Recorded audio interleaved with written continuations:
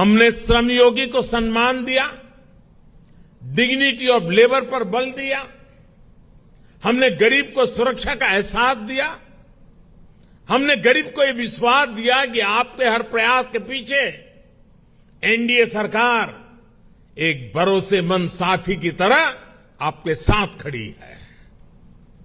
जैसे किसान को अगर सही बीज और खाद पानी मिल जाए तो वो पैदावार का रिकॉर्ड बना देता है, वैसे ही हमने गरीबों को सशक्त करने के लिए उन्हें हर संभव मदद की।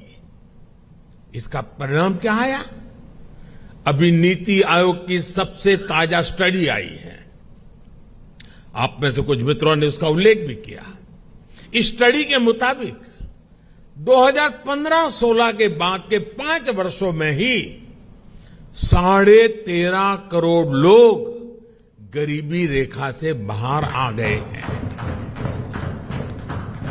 इसके पूर्व वर्ल्ड बैंक की रिपोर्ट के समय सामने आया कि कैसे बहुत कम समय में ही 40-42 करोड़ लोगों ने गरीबी को परास्त किया है।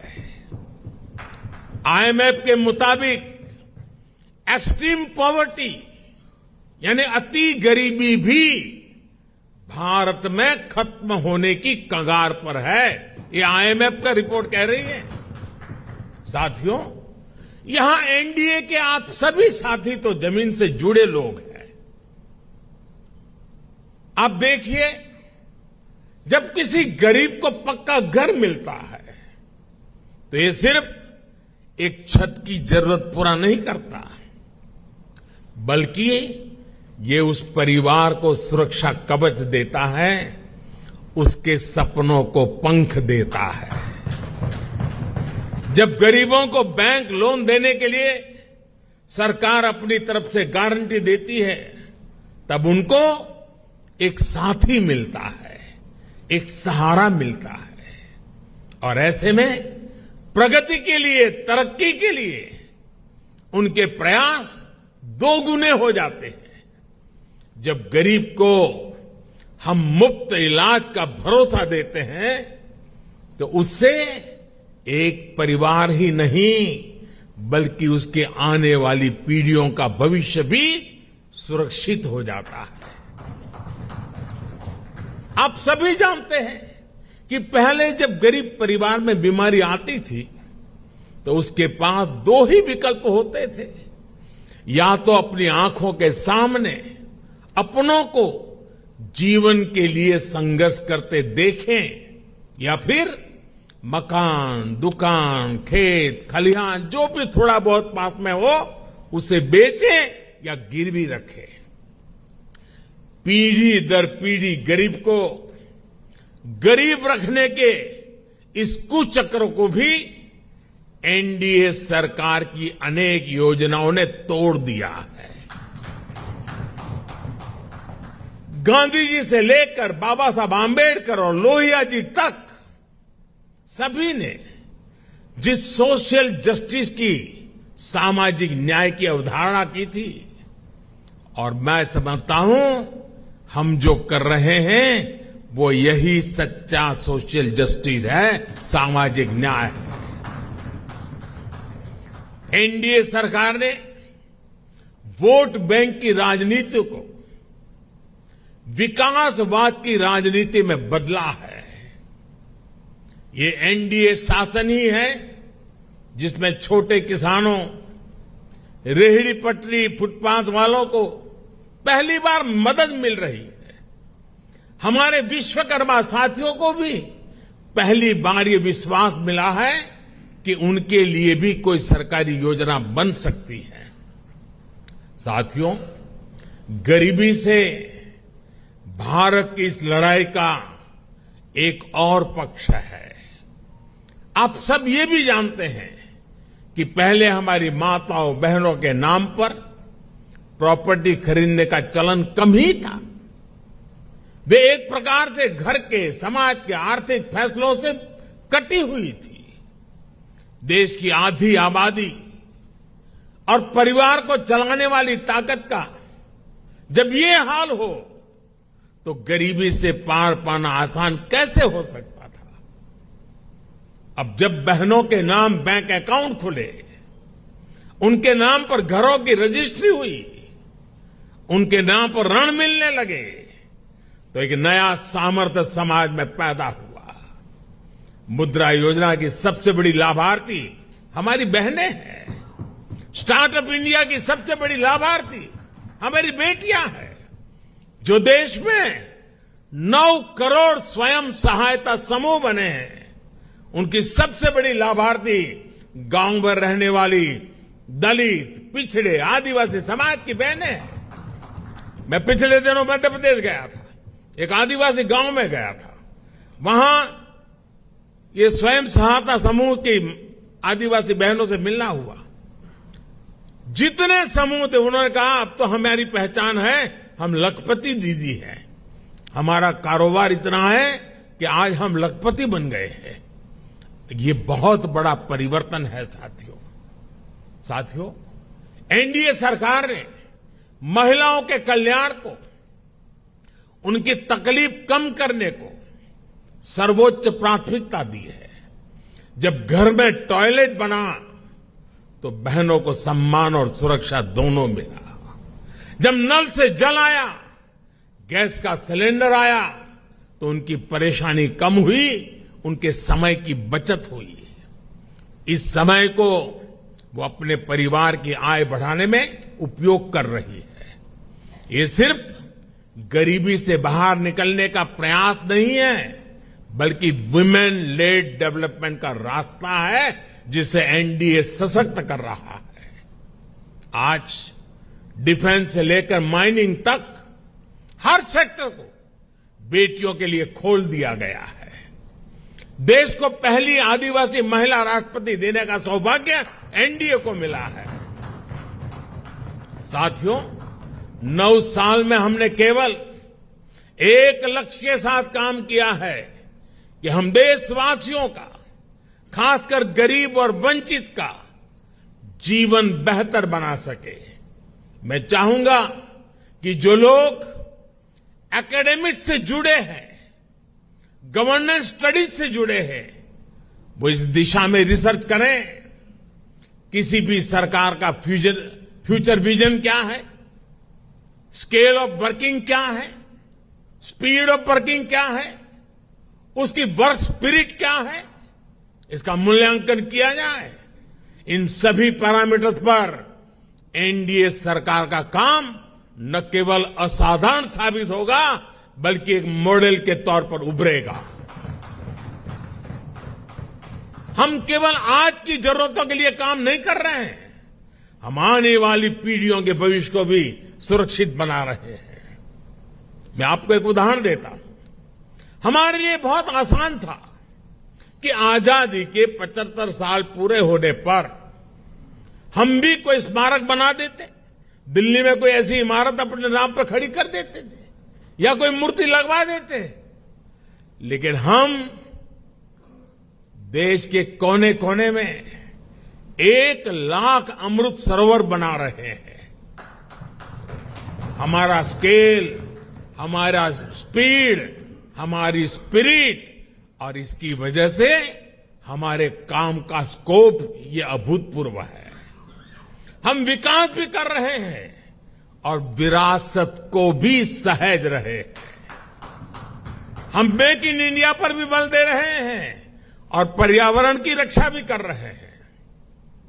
साथियों, हमारी नीयत साफ है, नीति स्पष्ट है और निर्णय ठोस है। एनडीए सरकार ने बीते 9 वर्षों में भ्रष्टाचार के हर रास्ते को बंद करने के लिए हर संभव प्रयास किए हैं। पहले सत्ता के गलियारों में जो बिचौलिए घूमते थे, हमने उनको बाहर कर दिया है। हमने टेक्नोलॉजी की मदद से लीकेज की हर संभावनाओं को दूर किया है। जनधन, आधार, मोबाइल, इसकी त्रिशक्ति से हमने करोड़ों फर्जी लाभार्थियों को गरीबों का हक छीनने से रोका है। आप सोचिए, देश में करीब करीब 10 करोड़ ऐसे फर्जी लाभार्थी थे जिनका जन्म ही नहीं हुआ था और जिन्हें सरकारी मदद जा रही थी। ये पैसे मेरे किसी गरीब भाई बहन के थे, किसी आदिवासी के थे, किसी पिछड़े और दलित साथी के थे। ये एनडीए सरकार है जिसने गरीब से हो रही इस लूट को बंद किया है। इन 9 वर्षों में 30 लाख करोड़ रुपए, यह आंकड़ा छोटा नहीं है, 30 लाख करोड़ रुपए डायरेक्ट बेनिफिट ट्रांसफर डीबीटी के जरिए सीधे लाभार्थियों के बैंक खातों में पहुंचे। ऐसा करके हमने गरीबों का कम से कम 3 लाख करोड़ रुपया गलत हाथों में जाने से बचाया है। साथियों, लोकतंत्र में राजनीति अलग अलग विजन को देश के सामने रखने का एक माध्यम होती है, लेकिन हर विजन का, हर विचारधारा का मकसद एक ही होता है, गुड गवर्नेंस और देशवासियों की सेवा। पॉलिटिक्स में प्रतिस्पर्धा हो सकती है, लेकिन शत्रुता नहीं होती। आखिरकार हम एक ही देश के लोग हैं, एक ही समाज का हिस्सा है। लेकिन दुर्भाग्य से आज विपक्ष ने अपनी एक ही पहचान बना ली है, हमें गाली देना, हमें नीचा दिखाना। बावजूद इसके हम एनडीए के सभी साथियों ने हमेशा देश को दलों के हित से ऊपर रखा है। हमने राजनीतिक सौहार्द और शालीनता को बनाए रखने के लिए प्रयास किए हैं। ये एनडीए सरकार ही है जिसने प्रणब दा को भारत रत्न दिया, जो जीवन भर कांग्रेस में रहे थे, लेकिन हमें उन्हें ये सम्मान देने में संकोच नहीं किया। ये एनडीए सरकार ही है जिसने मुलायम सिंह यादव, शरद पवार, गुलाम नबी आजाद, तरुण गोगोई, एमसी जमीर, मुजफ्फर बेग, ऐसे अनेक नेताओं को जो राजनीतिक दृष्टि से हमारे साथ नहीं है, हमारे खिलाफ है, हमने पद्म सम्मान दिया है उन लोगों को। ये नेता भी कभी बीजेपी या एनडीए में नहीं थे, लेकिन हमने देश सेवा में उनके लंबे योगदान को स्वीकार किया, उसे सराहा, उन्हें सम्मानित किया। लोकतंत्र की ये मूल भावना एनडीए की कार्यशैली में आपको हर जगह दिखेगी। इस समय भारत G20 समिट को होस्ट कर रहा है। इससे जुड़े आयोजन देश के हर राज्य में, हर हिस्से में हो रहे हैं। हमने इन आयोजनों को वेन्यू तय करते समय कभी ये नहीं सोचा कि किस राज्य में कौन सी पार्टी की सरकार है। कोरोना के समय भी मैंने लगातार सभी राज्यों के मुख्यमंत्रियों के साथ व्यक्तिगत संवाद किया, मीटिंग की। कौन मुख्यमंत्री किस पार्टी का है, ये विचार कभी हमारे बीच नहीं आया। इसी तरह आप उन दिनों को भी याद करिए जब भाषा, लैंग्वेज लोगों को बांटने के एक टूल के तौर पर इस्तेमाल होती थी। लेकिन एनडीए सरकार की सोच देखिए। एनडीए सरकार ने मातृभाषा को बल देना शुरू किया और आज भाषाओं के माध्यम से, मातृभाषा के माध्यम से मेरे युवा डॉक्टर और इंजीनियर बने, इसका अवसर देने का जरिया भाषा बन रही है। हमने हमारी विरासत को, धरोहरों को ग्लोबल बनाने के लिए लगातार प्रयास किए हैं। यहां पर कई हमारे साथियों ने इसका उल्लेख किया। आज योग वैश्विक एकता का एक माध्यम बन गया है। आज मिलेट्स एक ग्लोबल ट्रेंड बन रहा है। श्री अन्न की चर्चा हो रही है और इसका लाभ हमारे हर क्षेत्र के छोटे छोटे किसानों को मिल रहा है। हम देश के लोगों को जोड़ते हैं, वो देश के लोगों को तोड़ते हैं।